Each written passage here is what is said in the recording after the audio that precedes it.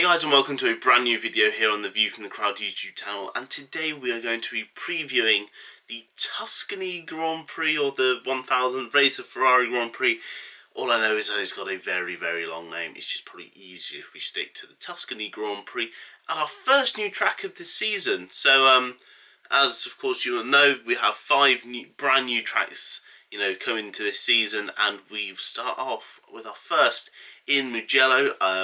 I don't know if any of you have seen the track before or know what it looks like, but I'll put a picture here of the track map.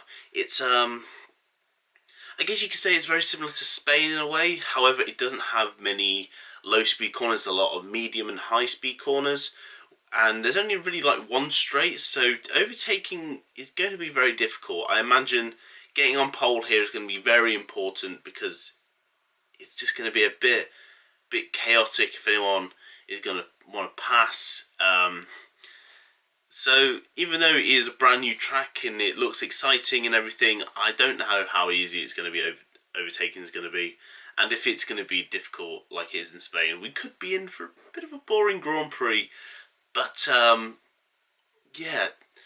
But before that, breaking news in the Formula One is that Sergio Perez will be leaving Racing Point.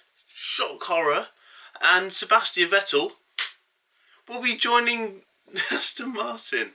Oh, it's like the worst kept secret that this was going to happen. Like, we've known for ages that Perez is out at Racing Point, and we knew for ages that Seb is going to be in that seat at Racing Point. Pretty much as soon as he got released from Ferrari, people were already looking at Racing Point going, this is the team he's going to join. And then, of course, there was speculation he might go to Renault, but then as soon as Alonso, got that seat, we were like, yeah, well, it has to be Racing Point now, because he's not going to go to the likes of, Haas or Alfa Romeo. So, yeah, so Sebastian Vettel will be driving for Aston Martin in 2021. Not a fan of this. I think Perez deserved his seat in that team more than anyone. He was the one who, brought in the administrators and, saved that team and allowed Lawrence Stroll in the first place to, even buy that team. And even, 2 years of service since then, he has really been just pushed aside. And I think it's a real shame that it's ended like this. And then with bringing in Sebastian Vettel, I think there's plenty of drivers that deserve a seat over Sebastian Vettel. Nico Hülkenberg being one. He came back into into that team, into that car, and completely wiped the floor with Stroll. And he was on for like a 4th place before he had tyre issues. And yeah, I think it's kind of a gut punch to me, because I like Perez, and he's a very talented driver, but he's just never had a lucky break in his career. And it's such a shame that we're going to see him waste away either in a lower team or go out of the sport completely. It is a real shame. But enough about that. It's time to preview this race, and we're going to start, as always, with our reigning champions, Mercedes. And this looks like a track that is going to benefit them quite well. As I said, it's medium high speed. It's similar characteristics to Spain in a way. So, if they can do what they usually do and look out the front row, I think it's going to be pretty easy to dominate from there. I guess we could also say it's... Imagine Spa and Spain made a track.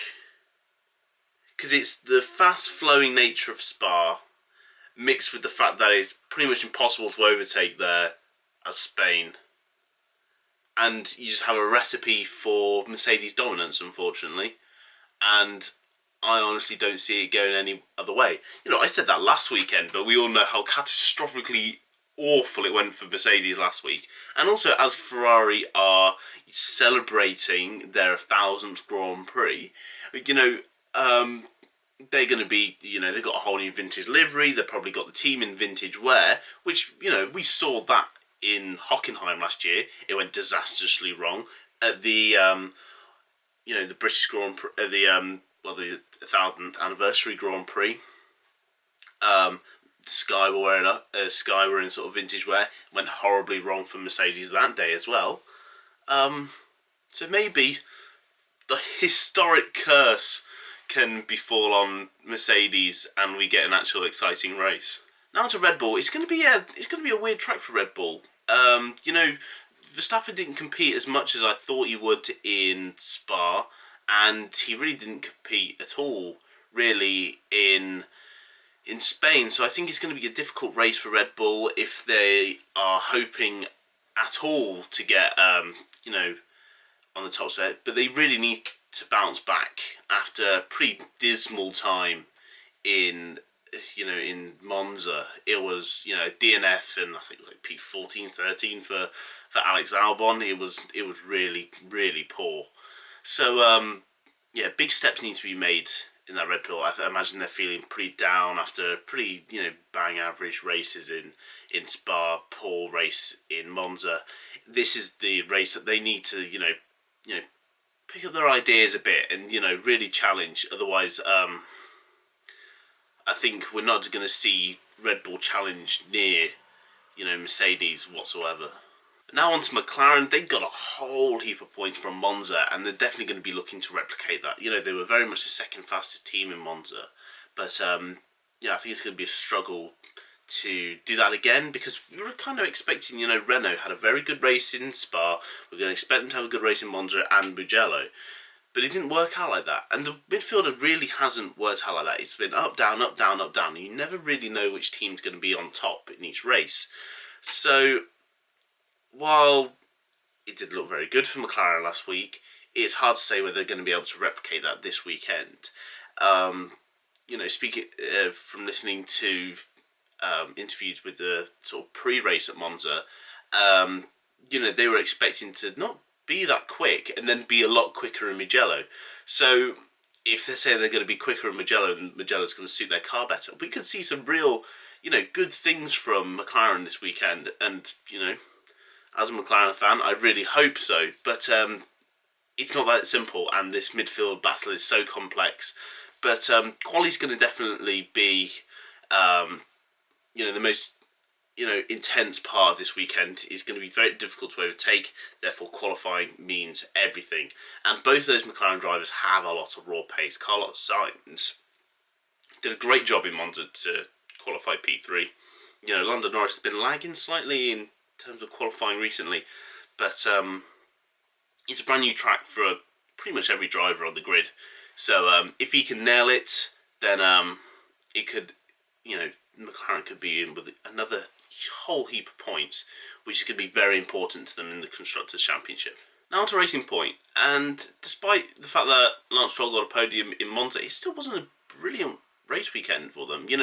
I think, Lance didn't take opportunity of the the red flag at all.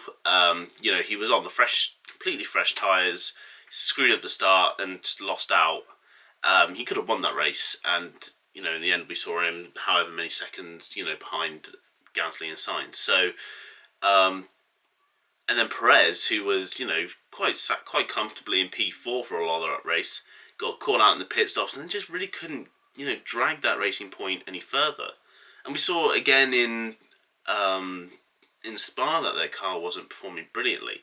So it's gonna be a race weekend that Racing Point really need to build from, because they're slowly losing that third place to McLaren in the Constructors' Championship. They pulled out a bit of a gap now. They need to claw that back, and this is a perfect opportunity to claw that back. Like Spain, they got a very good haul of points in Spain, and they qualified incredibly well there. So they know the importance of qualifying well at circuits where it's difficult to overtake. Hungary was another, example of that. So, qualifying is going to be very important to Racing Point this weekend, and they need to push on from here if they have any hope of, keeping up with McLaren in the Constructors' battle. Now on to Renault.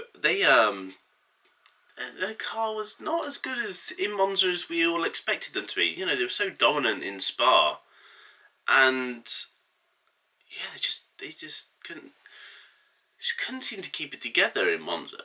And that that Renault is incredibly good in low speed, as we saw in Spa. They're able to carry good speed through the slower sections of Spa, which really gave them the edge over the rest of the midfield. But it was sort of those really fast, high-speed corners where they were struggling, or even sort of like medium-speed corners, they were losing a lot of time.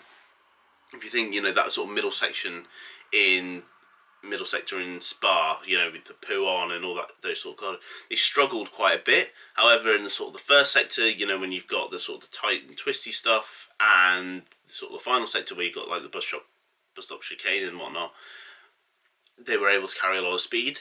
And Mugello's not going to really work out for them if they're still having those same issues, because I assume they're probably going to be running low downforce this weekend. It is a very quick track, but there's a lot of medium and high speed corners where you need that traction. So it wouldn't surprise me at all if Renault opt to maybe go a bit more downforce, just to make sure they've got that grip through the medium and high speed corners. They're able to sort of push as hard as they can. But it's certainly going to be an interesting race for Renault. I think, they've kind of gone in that groove in Spa. They lost it in Monza, but they need to make sure that they're still competing. They're still sort of getting in with the racing points and the McLarens, and making sure that they're finishing ahead of the Ferraris, who are having catastrophic races at the moment. Speaking of Ferrari, it is their 1000th Grand Prix, and if it's anything like the Formula 1 1000th Grand Prix, it's going to be pretty dull. It's going to be pretty dull for Ferrari.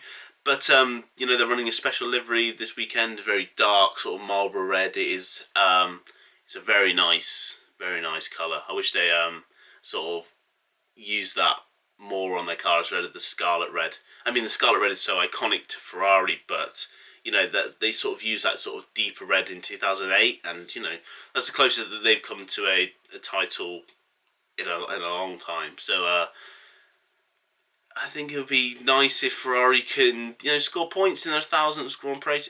They do own this track. They own Mugello. It's literally a home race. It's more of a home race than it is at Monza. I guess the only way it can become a really home race if we went to Fiorano and raced there, but that track is a bit too tight and bendy for a Grand Prix. So Mugello, I don't know if it's going to suit their car. They struggle through the high speed. They have that lack of downforce. They have all that drag engine power. It's their issues that they had from pre-season still have not been solved, and they're suffering for it. And these three races, this sort of triple header of Spa, Monza, Mugello, was never going to be pretty for them. It's only going to get worse when we go to the likes of that Bahrain oval circuit. So I'm not expecting huge things for Ferrari. If they can get both drivers into Q2, I guess that might be a good thing, but I highly doubt it. I don't see that happening from my point of view. But it's maybe Sebastian Vettel will now want to start driving, knowing that he has an option outside of Ferrari for next season. He is going to Aston Martin. He might actually sort of, he's had so much uncertainty this season because he got, dropped right at the beginning of the season. So maybe now that he's got this sort of security around his career and his sort of what he'll be doing in Formula 1, maybe we might see an improvement in his driving. But who knows? But definitely points are 100% essential for Ferrari this race. If not, they've got to make sure they're getting both cars into Q2. But I'm not expecting much. Now on to the most recent race winners, AlphaTauri. What a great job that they did in Monza. And yet again, Mugello, it's only about an hour and a half from their factory, so this is another home race for AlphaTauri, and where they will be wanting to do very well. And I see AlphaTauri doing very well. I've said consistently through this season that AlphaTauri are the dark horse of this midfield battle, and it was no surprise to me whatsoever that Pierre Gasly was able to get a really, really good result in Monza. May not have been the win. I was predicting, but I still had an idea that he would do very well. That win was just incredible. But hopefully, after such a tough year, getting a podium, getting a win, you don't understand that must be so good for Pierre Gasly. And I think we're going to see even more dazzling performances from him this season. And hopefully, he can continue getting consistently good results. Kvyat also got in the points. Well, he was actually just outside the points. So he'll be wanting to, match his teammate at least and start getting good points. So I think we can definitely see some good things from AlphaTauri. We've seen in the sort of the lower downforce setups, they do very well. So who knows? I think we could definitely see. I don't know if they'll get into Q1. That space is so packed because you're expecting. Well, these days we're expecting the two Mercedes, the two Red Bulls. That's 4 places taken up already. Probably the 2 McLarens, the 2 Racing Points, and then either the Renault or the AlphaTauri. So I think it'll be a very good achievement if AlphaTauri can get into the top 10. But they've worked very well from qualifying just outside, using an alternative strategy. They've sort of been the kings of the alternative strategy, and they've really worked it to their advantage this year. So maybe we could see some good things from them outside the top 10 from the start. Now we go on to the cataclysmic calamity, which is the Ferrari customer teams of Alfa Romeo and Haas. That nickname just seems to keep evolving. But what can I say more than don't expect much, but expect one of them to probably be the fastest Ferrari. For the last 2 races, we've seen a non-Ferrari car. Okay, given that Ferrari didn't finish in, they had 2 DNFs in Monza.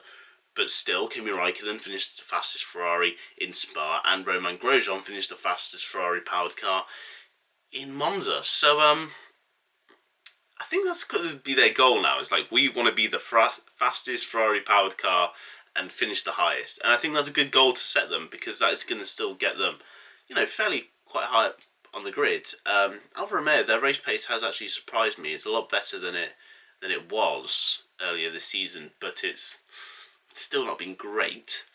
Haas, they just seem to be very quietly doing their business at the back of the grid. They're not. I think people are forgetting about Haas pretty quickly because they don't. Ever since sort of Hungary, where they were like, "Oh, we suddenly shot into the top 10," they've just been known for their bloody awful defending, and insistent whining, as they are most famous for. But yeah, it's going to be a struggle.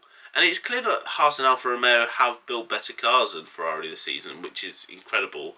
And they've been able to adapt their cars to, how poor the Ferrari engine has been. So, who knows what the future holds for Haas and Alfa Romeo, but in the near future, I'm not expecting points from either team in this race. Finally, on to Williams. This will be their first race with their sort of the new principal, team principal, team everything. The things are changing now that the Williams family have left. It was not the result that they wanted in Monza. It was certainly quite poor. But Nicholas Latifi, he did finish 11th, which is fairly respectable. I think it's the joint highest position that they finished this season. So who knows? But again, while they're able to sort of extract the maximum out of that car in qualifying, just can't do it in the race. And I feel like I've said that a million times, but the thing is, it keeps repeating itself. And I think Q2 is just the goal that they need to keep hitting, and hopefully here in Mugello they can do it. But I expect it's going to be a pretty big struggle, given the fact that Monza didn't go particularly well for them. Spa wasn't great. They did get Q2 in Spa. George Russell did get into Q2 in Spa, but no, I think it's going to be a bit of a struggle. But hopefully they can get into Q2, and hopefully they can just sort of make the most of the race, make the most of that. It's a difficult track to overtake. Really cement their position in the track, in the field, and then hopefully go from there. But it's going to be difficult.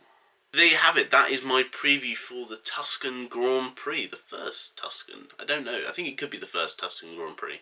But it certainly is the first race around Mugello. And I am really, really looking forward to it. It's a brand new track. I don't know what to expect. And I think that's the great thing. A lot of the people, you know, we don't know how each team are going to adapt to it. It's a race that they haven't, you know, been to ever. You know, they never raced there. So I think it could definitely be exciting in that aspect. However, if it is true that it's very difficult to overtake there, then I think it could hinder how this race is going to go. But fingers crossed that it's a good race. You know, I don't want sort of new tracks to come in and just be like, oh, absolute bore fest. But you never know. So guys, that's all from me today. If you did like this video, make sure to leave a like, and if you're new here, make sure to subscribe down below. If you're not already following my blog, the link to that will be down in the description below. The way that this works, do the preview on here and the race review on there.